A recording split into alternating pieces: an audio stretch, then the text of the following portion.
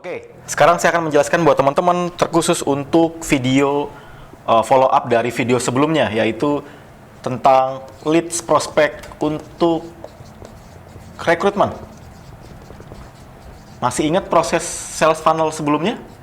Buat teman-teman yang masih ingat, saya akan mereview. Buat teman-teman yang belum ingat, saya akan menggambarkan ulang. Jadi, ketika teman-teman membangun pasukan reseller, teman-teman harus memahami bahwa ada sales funnel, mulai dari perbesar leads prospect, rekrut reseller. Masih ingat ini apa? Masih ingat ini apa? Ini high closing. Bagaimana biar bisa high closing? Lakukan pembinaan atau equipment. Equip. Kuncinya ada di sini. Oke, tapi mau ini kuncinya, mau ini tekniknya, teman-teman nggak akan bisa kalau teman-teman tidak punya leads prospect yang besar. Oke, leads prospect yang besar ini saya akan menjelaskan. Kalau teman-teman mau belajar tentang leads prospect yang paid, teman-teman bisa belajar di FB Ads Academy. Saya akan menjelaskan bagaimana mempersiapkan media kolam prospek. Untuk apa? Rekrut. Oke, kita akan mempersiapkan media untuk nantinya teman-teman bisa melakukan rekrutmen. Saya akan mulai dari media pertama. Media yang paling basic yang teman-teman punya, yang teman-teman bisa maksimalkan tanpa teman-teman harus buat dari awal. Apa? Facebook. Kenapa Facebook? Karena Facebook paling banyak orang-orang di dalamnya adalah potensi reseller. Dibanding Instagram, dibanding Twitter, Facebook lebih banyak orang-orang potensi reseller. Makanya ketika saya masuk ke Facebook, untuk saya rekrut reseller tuh nggak susah. Karena banyak sekali orang-orang reseller itu main di Facebook. Oke, Facebook apa? Teman-teman bisa mulai dari Facebook personal. Nah, sebelum saya masuk ke media-media, teman-teman jangan lupa nonton video tentang mempersiapkan poster rekrut dan mempersiapkan rekrutmen. Tonton ini ya. Ini penting supaya teman-teman ketika saya masuk ke media, teman-teman paham apa yang harus teman-teman lakukan, apa yang teman-teman perlu posting, sehingga ketika posting ke media hasilnya pun maksimal. Oke, di FB personal teman-teman harus pahami bahwa ini adalah akun pribadi. Kalau akun pribadi punya kelebihan, punya kekurangannya. Kelebihannya engagement-nya, kedekatannya tinggi.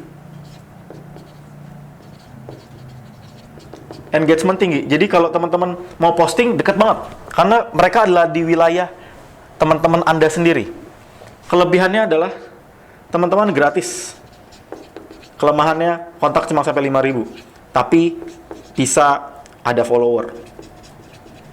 Tapi nggak bisa saling add friend ya, nggak bisa saling add friend. FB personal. Ini konteksnya. Nah, enaknya lagi kalau teman-teman posting di FB pribadi, yang lihat bisa banyak. Karena algoritmanya lebih mending dibanding FB Group. Tapi FB Group punya kelebihan lain, dia bisa add member. Oke, terlepas dari bahasan teknis, saya mau bilang begini. Lakukan yang namanya sebuah konsep, yaitu besarin leads prospect. Kalau saya bahasa alainya, besarin, gedein, perbesar, kalau perlu mentokin FB personalnya. Mentokin jadi apa? Kalau teman-teman baru punya 1.500, mentokin jadi 5.000. Kalau teman-teman punya 4.000, mentokin jadi 5.000. Kenapa? Kalau teman-teman punya 5.000 friend, teman-teman bisa rekrut dengan mudah. Dibanding teman-teman punya 1.000, 1.500, atau 2.000. Kebayang? Nah, kalau teman-teman punya segini banyak, ini adalah potential reseller. Pertanyaan berikutnya, Mas, gimana saya bisa punya 5.000? Saran saya, baca buku FB. Itu buku saya yang ke-4. Tapi saya mau bahas di sini, tenang. Saya mau bahas di sini hal-hal yang basic yang teman-teman harus pahami. Ada 2 cara yang teman-teman bisa lakukan. Yang namanya cara aktif.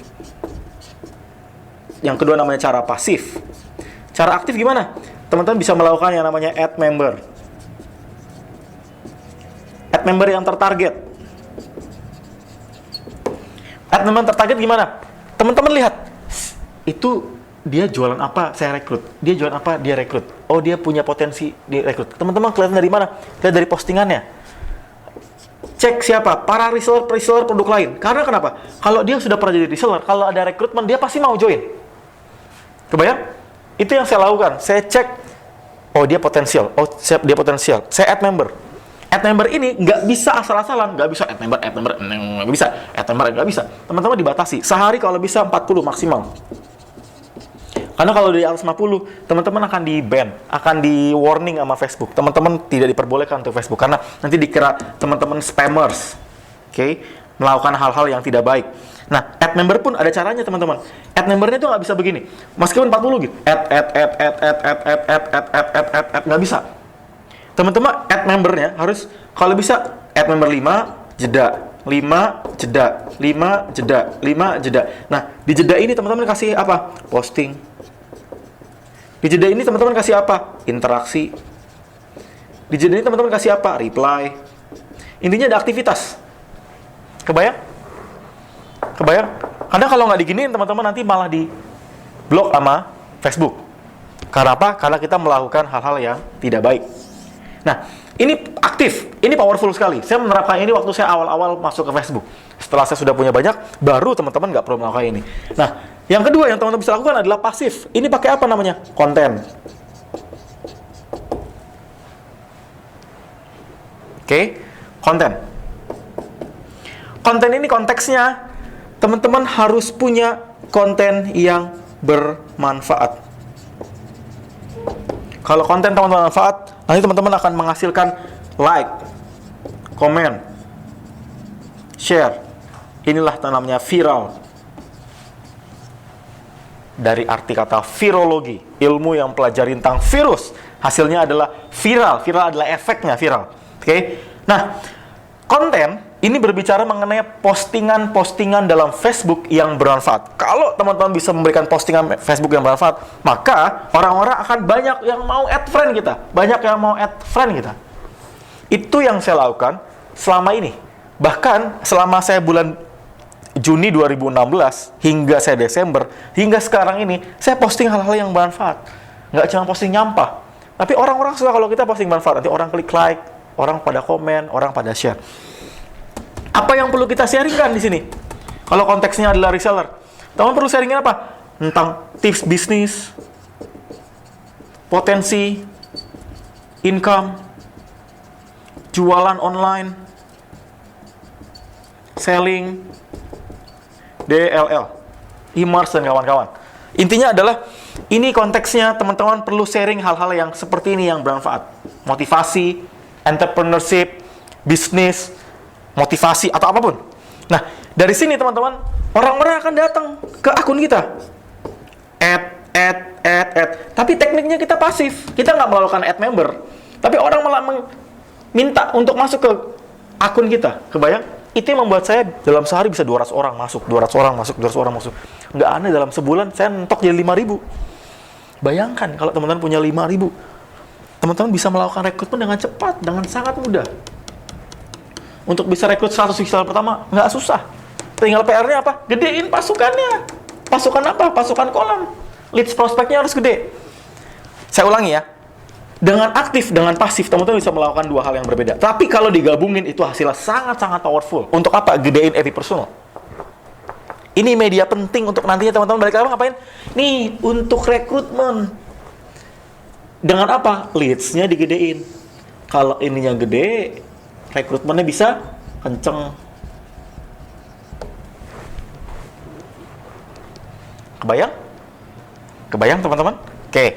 Nah, ketika teman-teman melakukan postingan, ini tetap harus dijalankan minimal, minimal 20, maksimal 40.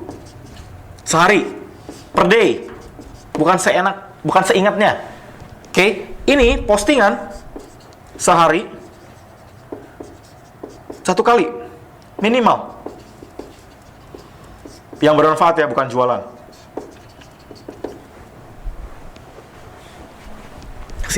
Yang bermanfaat sekali, sehari, Saya melakukannya sehingga akun kita disukai. Teman-teman sedang membuat apa? Membangun personal branding. Nah, kalau ini udah gede teman-teman, nanti teman-teman rekrut itu nggak akan susah. Ini baru FB personal. Lalu apa lagi? FB group. Apa kelebihannya? Kelebihannya adalah orang bisa add member. Ajak orang lain. Kalau di FB personal nggak bisa. Kalau ini bisa. Kelebihannya apa? Ini konteksnya grup ini lebih bagus untuk personal branding. Dilihat dari mana? Karena kan di judul FB Group kita ada tulisan belajar bisnis bersama bla bla bla, belajar jualan bersama Andi, belajar public speaking bersama Rudy. Itu membuat teman-teman jadi kebangun personal brandingnya. Belajar jualan online bersama Tuti. Nah, Tuti berarti dikesankan bahwa oh Tuti jago jualan online. Sih kebayang. Tapi punya kelemahan. Algoritmanya nggak sekencang personal brand, nggak sekencang personal akun atau FB personal. Oke. Tapi kelebihan lagi bisa ditembak FB Ads. Teman-teman bikin FB Ads, tembak apa? Tembak untuk join member. Saya punya member 58.000 sampai sekarang. Saya membangun 58.000 itu hanya setahun, dari bulan Juni 2016 sampai Juni 2017, setahun lebih. Saya bangun dari bulan Juni sampai Desember itu hanya pakai postingan rutin. Saya nggak pakai aneh-aneh. Saya mulai dari nol. Oke? Nah, dari sini teman-teman saya bisa punya dan memungkinkan untuk saya melakukan berbagai macam cara. Tapi saya nggak kebanyakan jualan. Apa yang saya lakukan di sini? Saya hanya melakukan rekrutmen.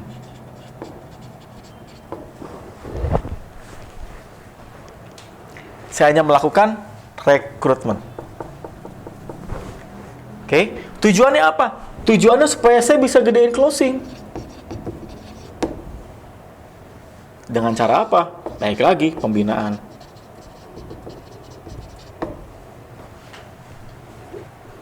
Oke? Lihat. Lalu apa yang Mas Hermas lakukan bisa punya segini banyak? Saya bahas dari yang Juni Desember dulu. Saya melakukan organik.